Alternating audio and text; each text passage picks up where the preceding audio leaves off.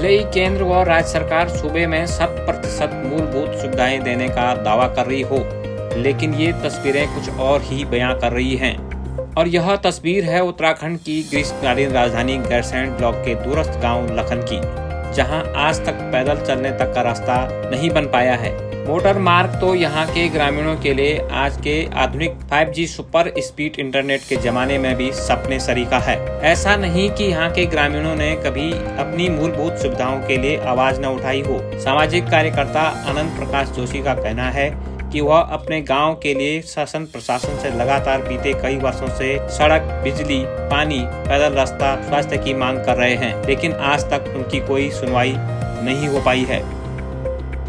माननीय मोदी जी, कुछ समय पहले आपने अपने भाषण में कहा था कि आप अंतिम छोर के लोगों के लिए बिगुल बजाते हैं। मैं आपका ध्यान अपने ग्राम लखन, ब्लॉक गैरसैंण, जिला चमोली, उत्तराखंड की ओर आकर्षित करना चाहता हूँ। आज़ादी से अमृत काल तक मेरे ग्राम लखन की अनदेखी हुई है। आज तक कोई भी सरकारी योजना का लाभ लखन को नहीं मिला। नतीजा यह है कि आज सारा गांव पलायन के कगार पर है।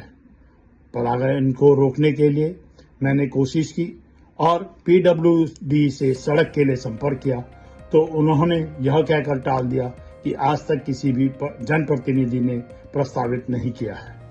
पिछले 3-4 सालों से विधायक, सांसद व मुख्यमंत्री जी से संपर्क व पत्र व्यवहार किया, परंतु कोई नतीजा नहीं निकला।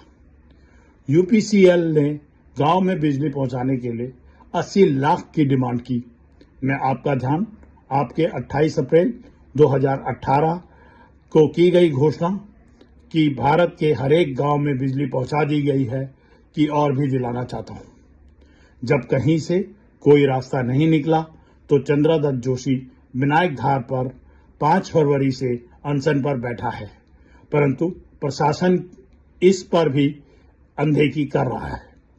मुझे नहीं लगता कि आज के समय में लखन से पिछड़ा हुआ कोई गांव होगा, अतः आपसे नम्र निवेदन है कि कृपया हमारे लिए बिगुल बजाकर उचित निर्देश देने का कष्ट करें। गैरसैंण ब्लॉक के लखन गांव के लिए बिजली की लाइन 5 किलोमीटर दूर विनायक धार देवीपुरी से बिछाई जानी है, लेकिन विद्युत विभाग द्वारा इसके लिए 80 लाख रुपए की धनराशि के साथ साथ वन विभाग की NOC मांगी गई है। इसके साथ ही यह भी कहा गया है कि गांव की आबादी सिर्फ 29 है।